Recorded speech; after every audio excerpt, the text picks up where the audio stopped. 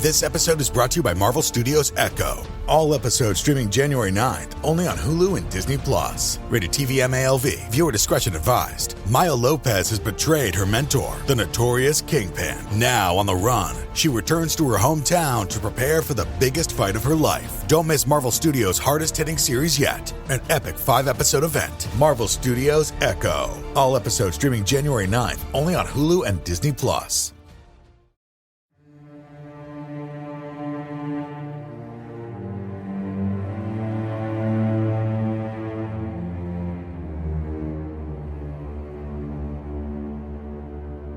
Hello, and welcome to Scare You to Sleep. I'm your host, Shelby Scott. How are you this week? Any plans for this weekend? If not, then yes you do. You have plans to hang out with me, and we can have a very one-sided conversation while I tell you scary stories. I always wonder what you picture when you listen. Do you picture the story itself playing out like a movie, or just me sitting on your bed with a flashlight under my chin like we're at a sleepover? Or maybe neither.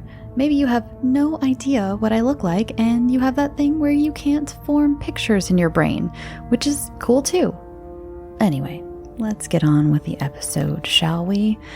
This first story is dedicated to those of you who are terrified of porcelain dolls. You're going to have a great time. This is a first-time author to the show, Zach Palmer, who spends most of their time shaping magical worlds as a dungeon master for Dungeons & Dragons. Boy, do I miss my D&D group. My group hasn't gotten together in years. I miss it so much.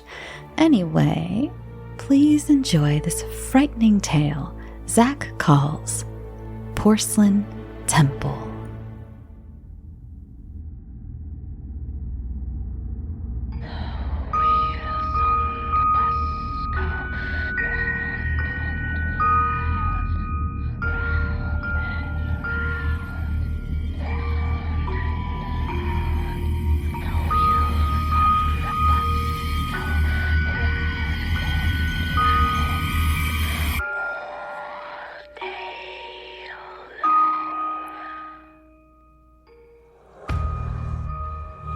Cold gray days seemed to slow time to a crawl.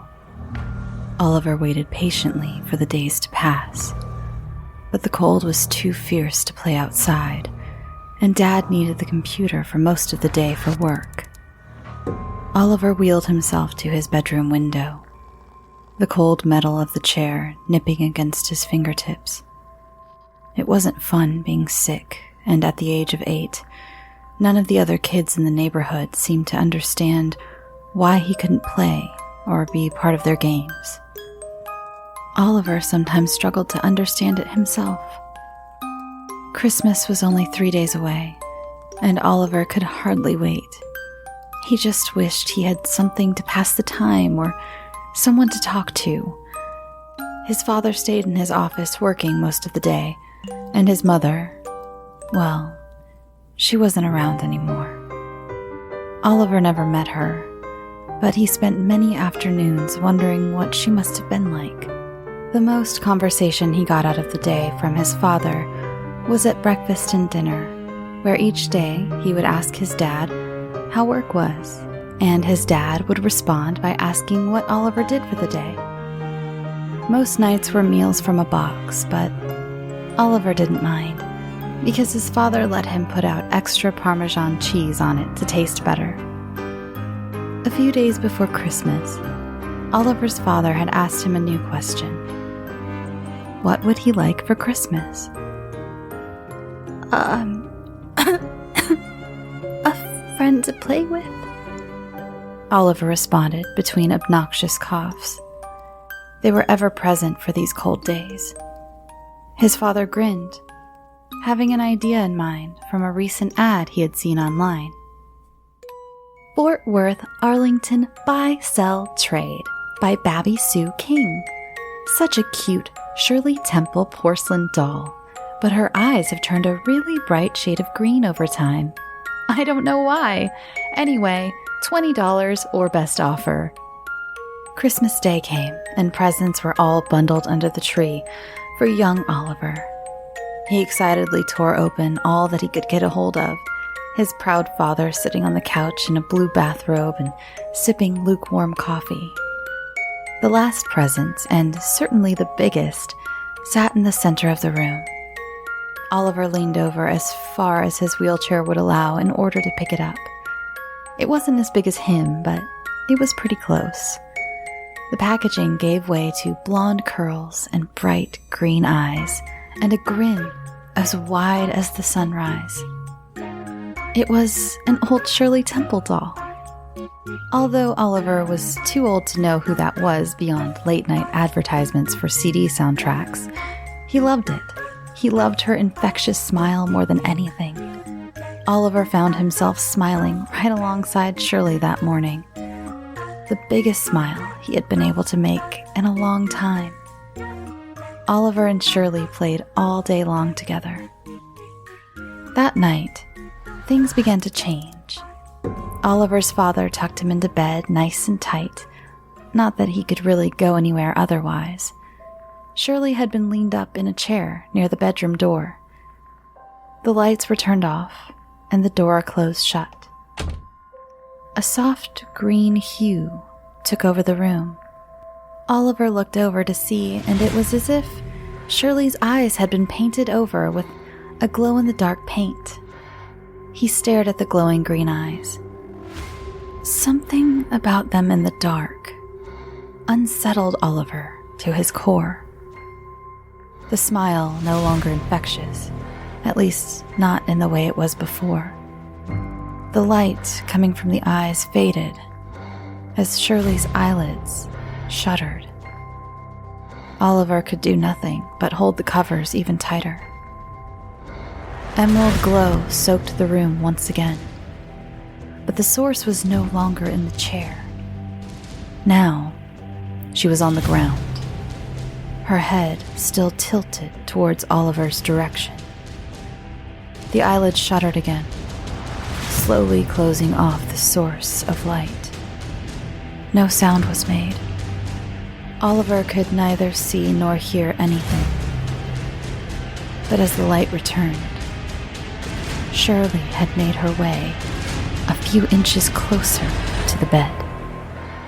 The piercing green eyes now beacons of terror. Oliver tried to scream for help, but no noise would bravely escape his lips. As he tried, his bedsheets grew damp. The eyes slowly blinked once more, drowning the room in darkness once again. A few seconds went by, feeling closer to minutes, longer than any of the previous times before. Oliver became frantic, no longer forming cohesive thoughts. He softly shook in his sodden sheets, unable to move, unable to even breathe. Green light filled the interior of the room once more. Resting at the foot of Oliver's bed was the Shirley doll, grinning ear to ear. Her head was tilted at an angle as if she was asking, "What's wrong, Oliver?" He sat there frozen, his eyes wide as petri dishes and unblinking.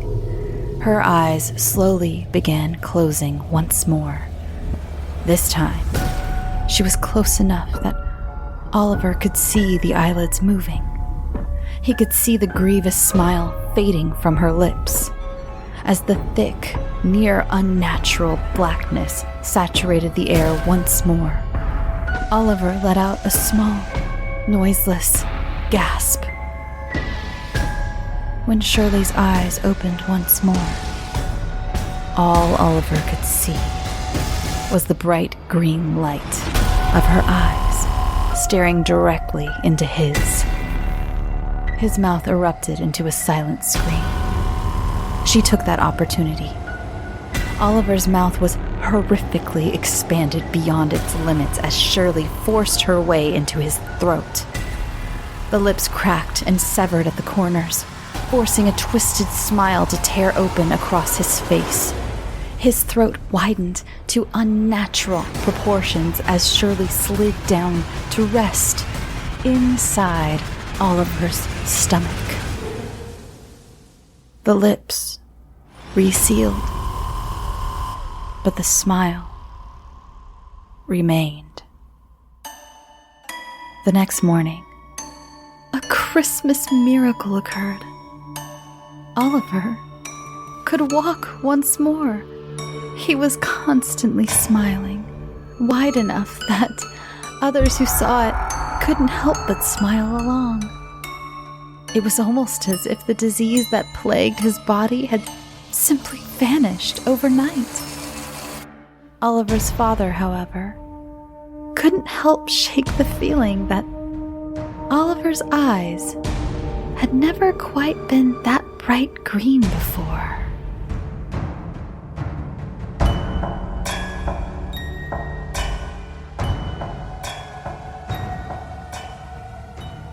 This next story is by another first-comer to the show, and I know how much you all love being terrified while also having your heartstrings tugged at. It's a strange love we all share, I think. What a unique bunch we are. Gabrielle Bonilla has just the thing for that particular enthusiasm. This is Different.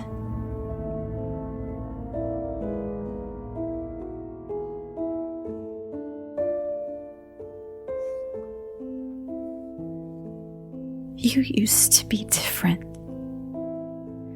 I try to keep myself from longing for the past, but looking at you now, all I can think of is how it used to be.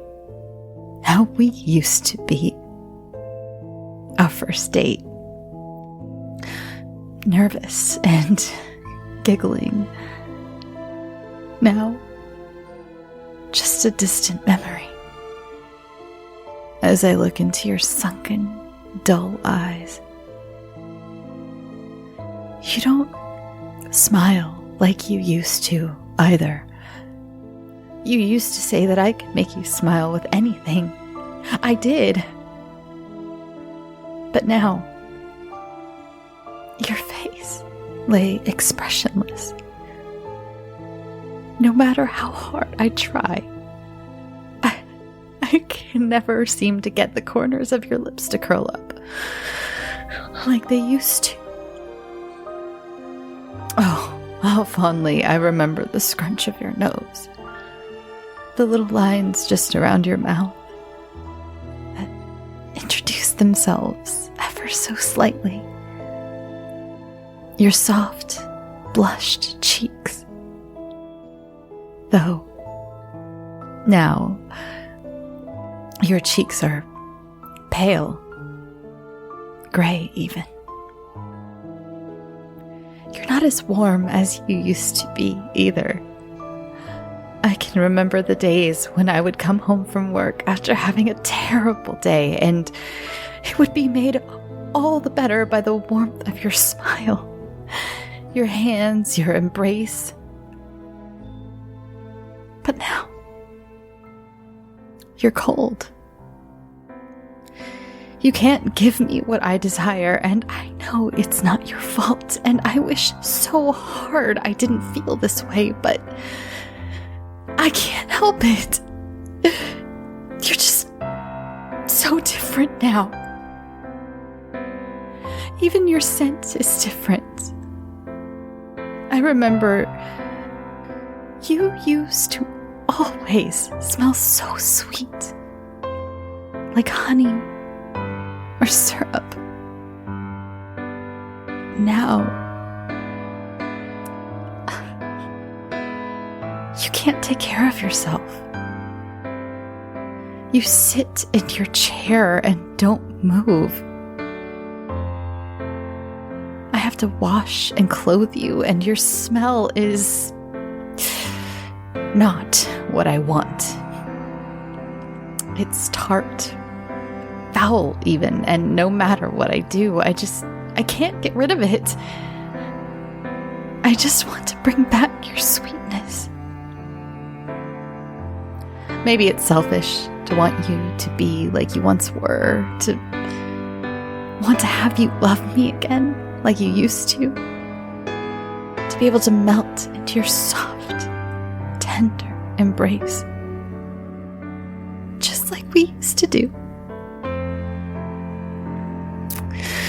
But I can't help but be selfish, I suppose. I'm not sure how long it's been. Weeks, maybe months, since I lost you. The worst day of my life, to be totally honest. Seeing you lie there, motionless. I knew that wasn't you.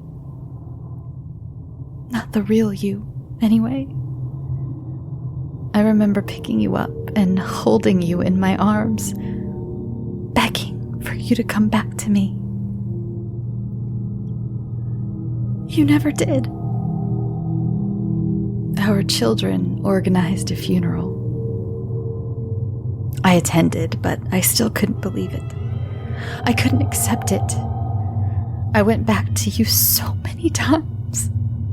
I brought you flowers, sang to you, spoke to you, and one day, I just knew I had to have you back. So I brought you home. Now we're together again. Things are different, but at least we're together. You make me whole. Unfortunately, your body has begun to decay. The flesh on your delicate fingers is rotting. The place where you used to hang such a beautiful smile is now seeming to fall right off your bone. The smell of your body is almost unbearable, ripping at my nose and forcing tears to well up in my eyes. The sound of the flies keeps me up most nights. No matter how much I try to rid your precious body of those invaders, they always come back. I just want to keep you forever. I want you to love me like you used to. But you are just so different now. I guess maybe we both are.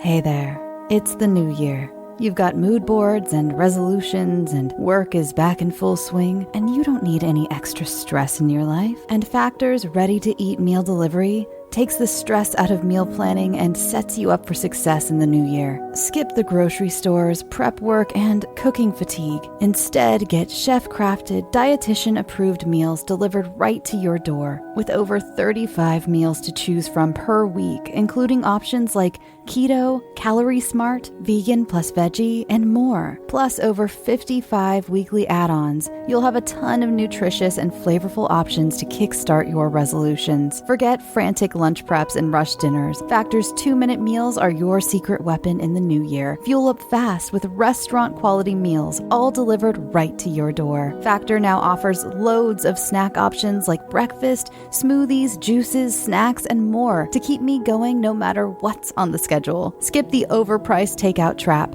Factor is cheaper and way more delicious than takeout. Get chef-crafted, restaurant-quality meals delivered right to your door. They are ready to heat and eat in just 2 minutes, which means more time for you. Need a special occasion meal? Gourmet Plus is the perfect solution if you're looking for fast, upscale options done easily. When things get hectic, Factor is flexible. Change up your order every week with plans from 4 to 18 meals per week. Or pause or reschedule your deliveries anytime. Stress less over meal times in the new year. Factor's no prep, no mess meals free up time otherwise spent on shopping, cooking, and cleanup.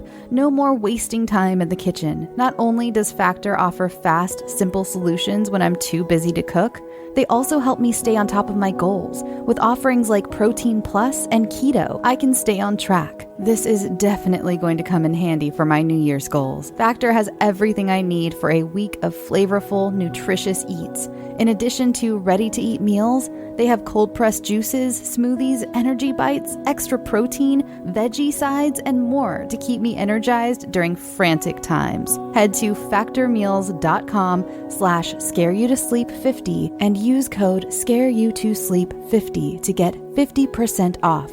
That's code scareyoutosleep50 at factormeals.com.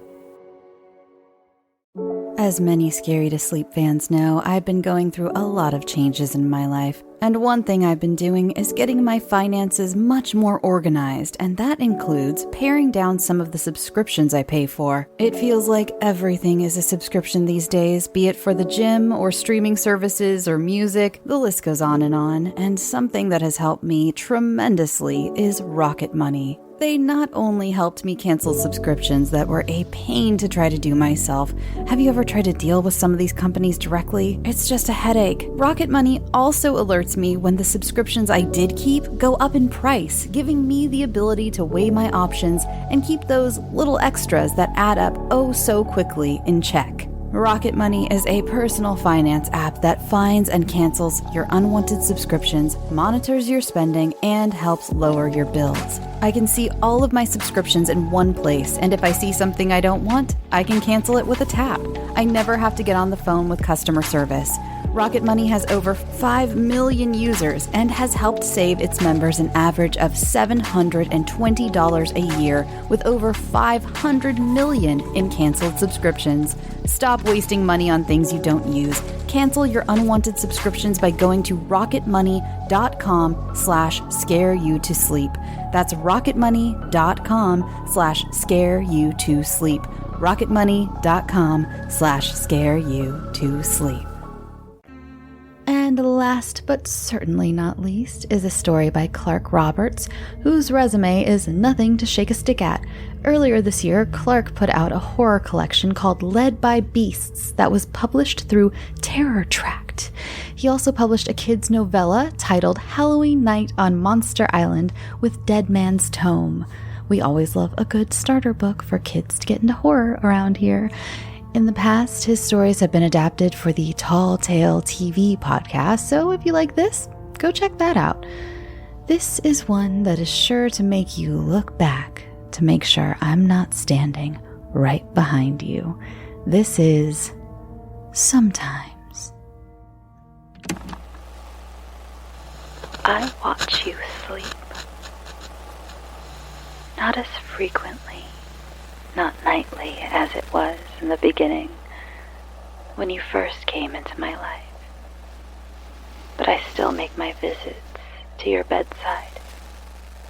It's best to do when the nights are sullen and thunderous, when the lightning rips, flashing through the window and blindingly wipes out all the shadows of our bedroom.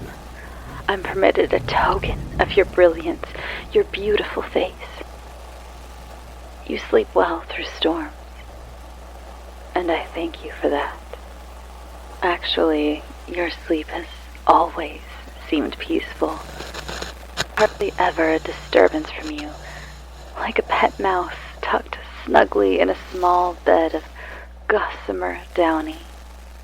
I envy that peaceful sleep world you seem to easily be drawn like water through a tunnel. I wonder, do you ever dream? The Lord knows I dream. The doctors always blame the dissociative disorder for my dreams.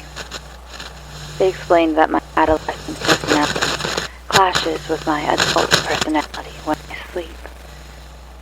It's said that we each only recall approximately 5% of our dreams when we wake. So I guess there's always that.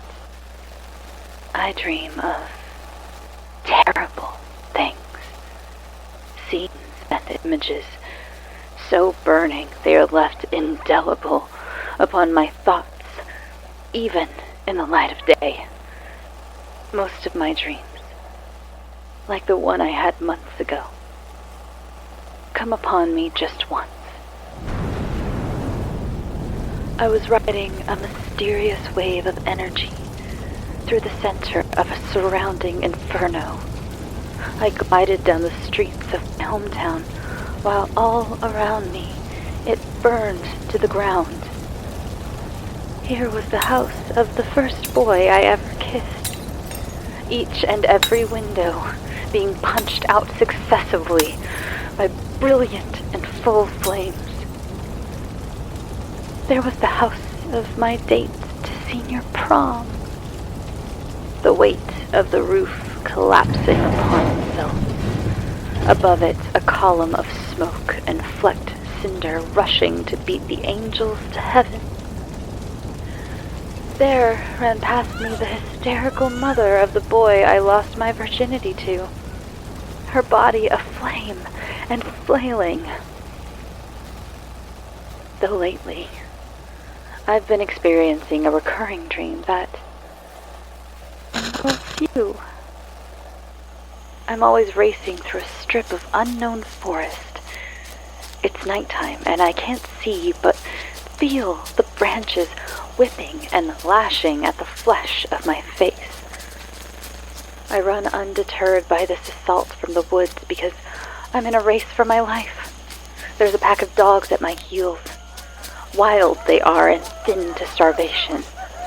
They snip and snap in anticipation of being the first to satisfy their bloodlust. The chase is short-lived as claws find purchase on my back and drag me down. All I can see are snarled jaws lined with teeth. All I can feel is a ripping of my flesh. My nostrils fill with the coppery smell of blood, and I give up, accepting this is to be my ending. And then, a miracle. One by one, the weight of the pack lifts off of me, until finally I am able to crawl free a distance and look back.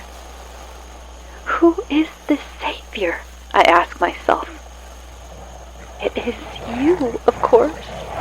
And I watch from the side, transfixed at your veracity as you fight valiantly, knocking back each of the wolves' oncoming attacks. In the end, you are only a single man, and they are a pack of viciousness, collectively thinking as one. In sheer numbers, they overtake you. And now, safely at the side, I watch as they devour your shaking body. But you, ne'er a stir from you as I stand sentinel at your bedside. Of course, you have no idea I'm even there, as I've been very canny with my presence. I know most of your routine. I'm an early riser by nature, and each dawn I lay on my stomach with my ear to the ground, so to speak. Through the attic floor, I hear the braying of your alarm clock.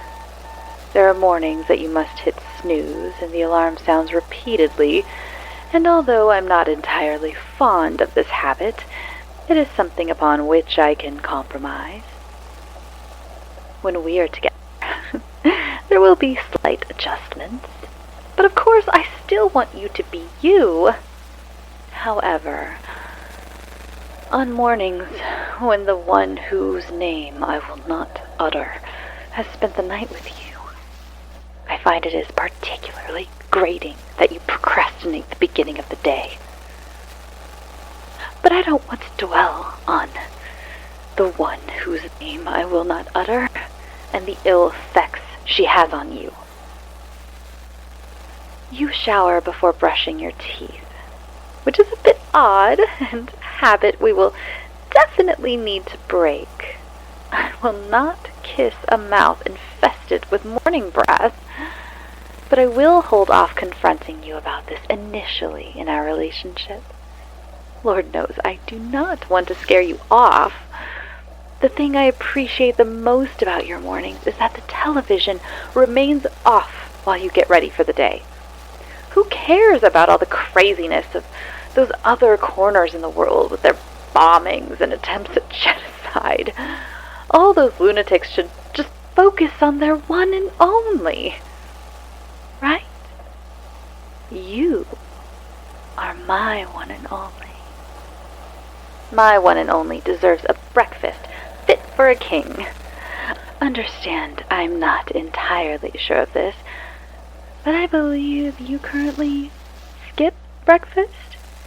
If this is the case, it is another of the very few habits we will adjust, as breakfast is the most important meal of the day.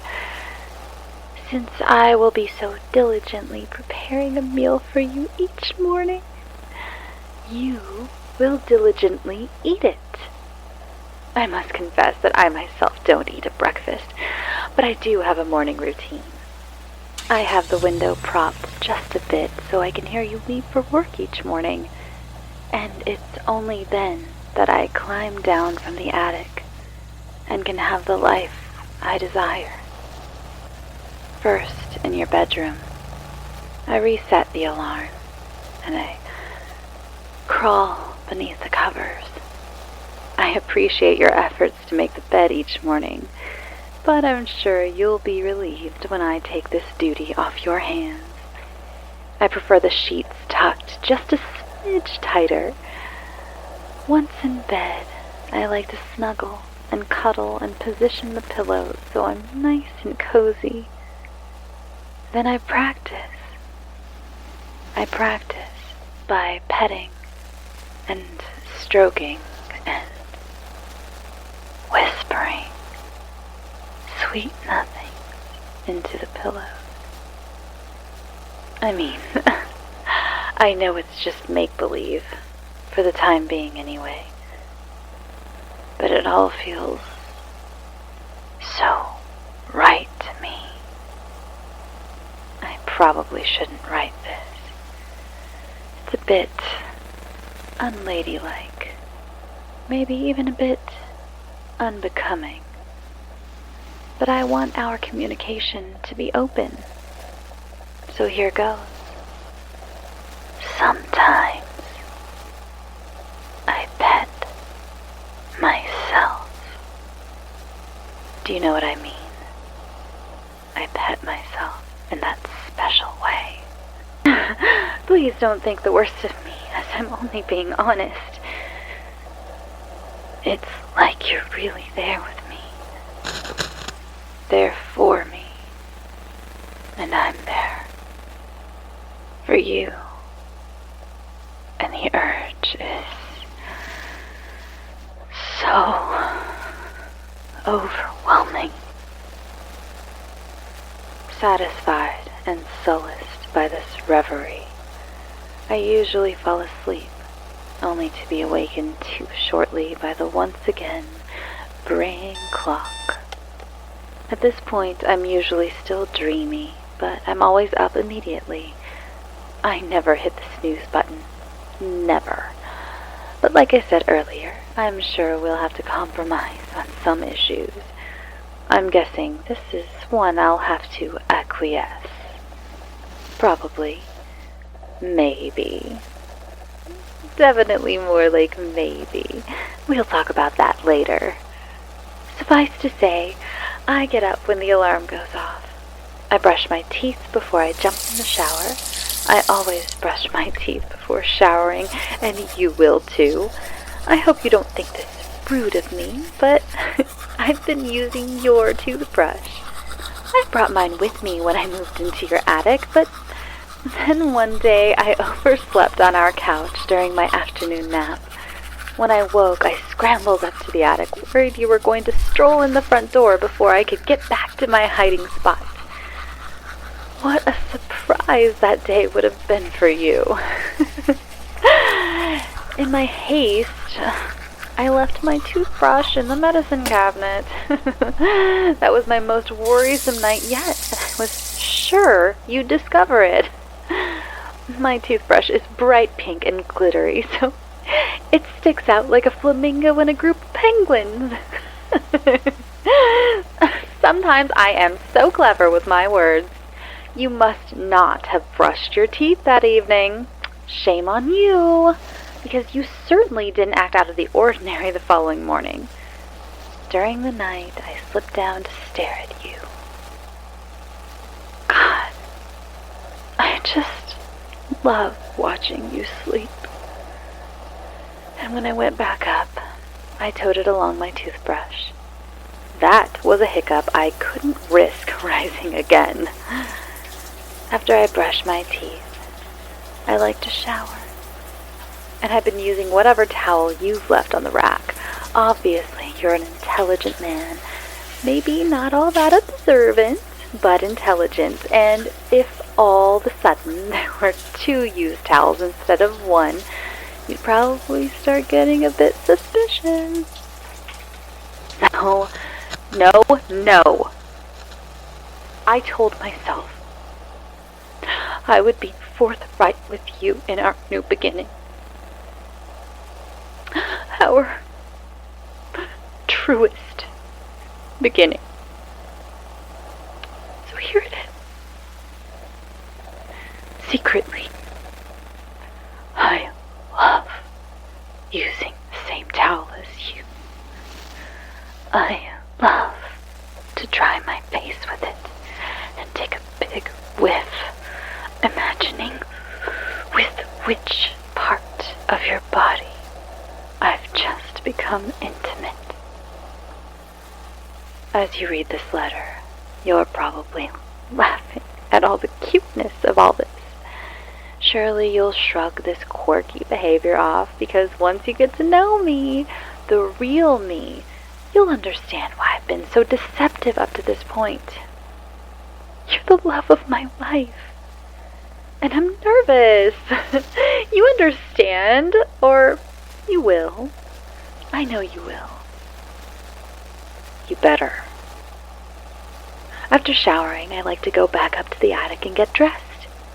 I've only brought 5 different ensembles to wear. I burned all the rest of my clothes because most of them remind me of my past. My past. So ugly.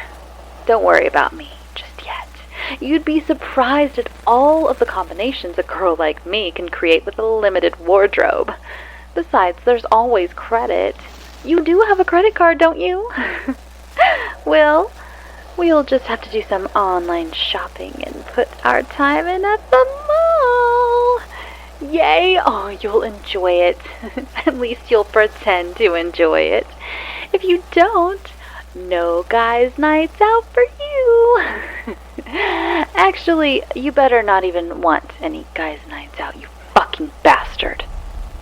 I know what kinds of activities go on during a guys' night out. On a guy's night out, you meet girls, like the one whose name I will not utter. I may be a lady, but I'm not ignorant. And don't you dare think that I am ignorant. Read this, and read this well, you piece of shit. The stork didn't just drop me onto this big, mean world yesterday. I know you'll want to look at other girls, but you won't. You will not. You will refrain yourself like a sycophant dog waiting for his treat. And you will forget about the one whose name I will not utter.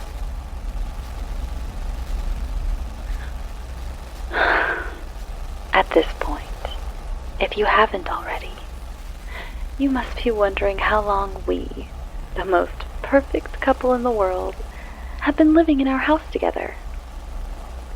97 days. Over 3 months. And we haven't even had our first tiff yet. Promising. In all fairness, we've been together much, much longer than that, even though I haven't been here every single night. There have been a couple of nights, 3 or 4, okay, more like 10, but less than 20 I have spent at that crummy apartment of the one whose name I will not utter. That is right. I've been there. When the one whose name I will not utter left her extra key, you were careless. You placed it on the table and went to work. Your carelessness was my opportunity knocking, so I snatched the key and had a copy made down at the hardware. Ingenious, I know. Over at that crummy apartment. I never sleep. Never sleep. I've spent most of those nights hidden in her front hall closet. But once, I laid flat under her bed when you visited. I heard the 2 of you, right above me, like animals you were. I wanted to kill. And it's crucial you understand. I'm not sorry to admit this. I wanted to kill not only her, but the both of you that night. Luckily for you, buddy boy, you left. That, and that alone, was enough to appease me. You don't love her, or you would have stayed that night. You see why I'll make such a lovely wife. I'm not like some of these other women. I can control my emotions. At least, most of my control their emotions. Somehow I even managed to refrain from killing the one whose name I will not utter that night. Let me help you comprehend that sentence, as I know you are an intelligent man, but a trifle less than observant. Somehow, I even managed to not kill her that night. Last night, I did. I was in her front hall closet, and I was listening with a glass to my ear and pressed against the door. I heard what she said to you over the phone. I love you. I will never ask, but I suspect, based on her bubbly mood after she hung up, that you said it back to her.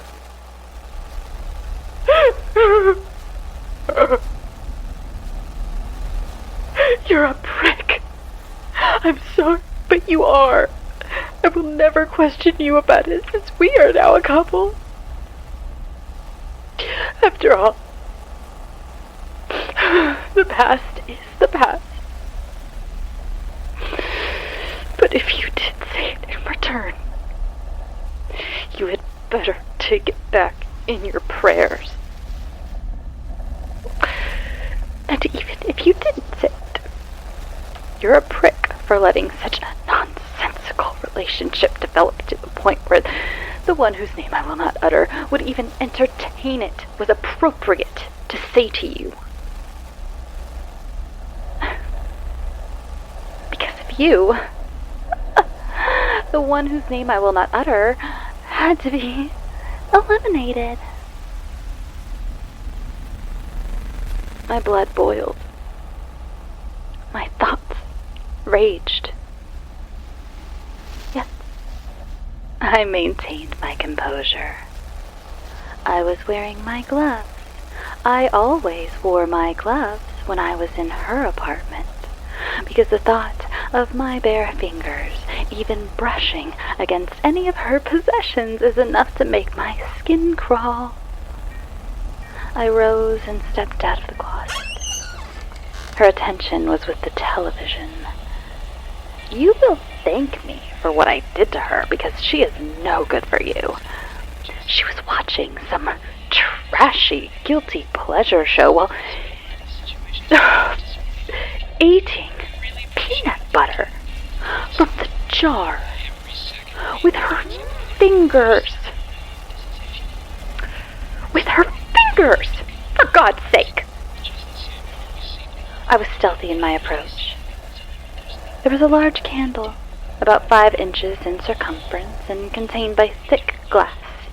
She never knew what hit her, and it's probably better off that way. I struck her with that candle, and then struck her some more. I guarantee you that now you wouldn't find her very attractive. I'm up in the attic, waiting for you. You'll have to invite me down. My mother raised me to be a lady, in the same way I raised you to be a gentleman. This romance will start in a traditional manner. I brought the candle home with me. It's blue, and the label says it has a passionate fruit aroma. Nice. It will sit at the head table at our wedding reception. Of course, you'll have to wash it first. At our reception, nobody will know our little secrets. But the wedding is further down the calendar. Tonight we can light that candle and place it on our bedside table. It can be the symbol of the igniting of our passion while we languish into the late hours. I want you to fall asleep, face to face, nose to nose with me. It will be just like when you were a squirming baby. Well, not exactly the same. I know you'll think my new face is beautiful. I've been missing for over 3 years now, since the day I eliminated your father and ran off.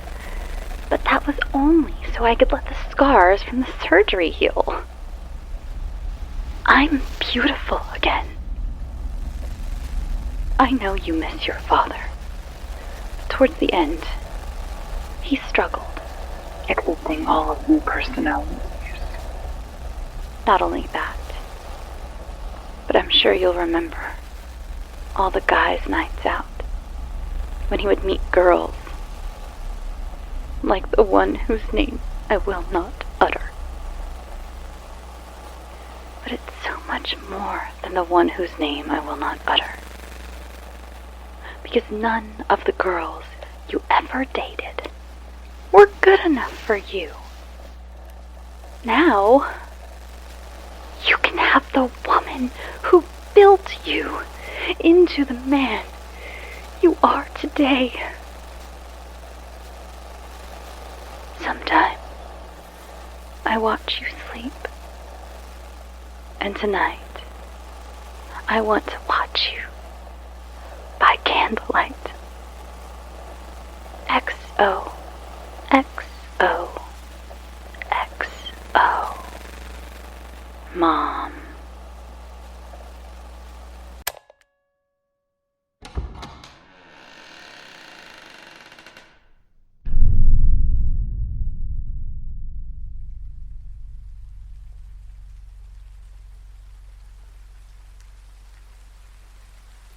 Thanks for listening. And thank you so much to my authors for sending in your stories and allowing me to produce them and turn them into this. I hope you enjoyed it. I hope you all have a wonderful weekend. I hope you all have a wonderful night. Just another reminder, I'm so sorry to be such a pain in the fucking ass, but these July numbers are very, very important. So remember, just, tell everyone you can. Listen to, I don't know, all the new episodes if they're up to date. That always helps. I don't know if you know this, and please don't feel pressured to do this. And this is just a FYI, for your information type thing. All of your favorite podcasts, especially those that have ads, a lot of times it is really beneficial to them if you listen to their episodes within the first 30 days that they're out. That's something not a lot of podcasts talk about. I know the world of podcasting is still very mysterious. We still keep all of our numbers very mysterious, and everything is very mysterious. But yeah, that's just a thing I thought I'd put out for you. So try to listen to all your shows if you have one that you want to support, especially these newer ones that are really trying to get out there and gain numbers and things. If you listen to their newer episodes within the first 30 days, it really helps. Even if you're not caught up, sometimes I'll just I don't know. I've heard some people do this, but I do this a lot for friends' podcasts too. If I don't have time to listen to podcasts that week, I will throw on their show, but keep my phone on mute. And I feel like that's some sort of insider trading for podcasts. Someday that's going to be illegal or something. But yeah, it's always a fun way. If you have some friends with podcasts who, if you ever want to boost their numbers a little bit, because every listen helps, just throw on their show on mute. Or if you're going to go to sleep and you're not one who listens to something while you sleep, which is a weird thing for me to say on my Scary to Sleep podcast. But yeah, if you're someone who, I usually listen to ASMR to go to sleep, but then I'll wake up and turn it off right before I'm actually asleep, because I'm a very light sleeper. Anything will wake me up, including whispering and things. I will throw on a friend's podcast on mute and just let it play throughout the night and give them some listens, But yeah, that's just a little fun tip for if you have a friend's podcast you want to help grow, or you have a podcast that you're really fond of that's growing, or even the big guys. It helps for the big guys too. It's just, harder to notice because, someone as big as say Last Podcast on the Left, who's one of my favorites. It feels like a drop in the bucket, but it really does. Everybody helps. Okay.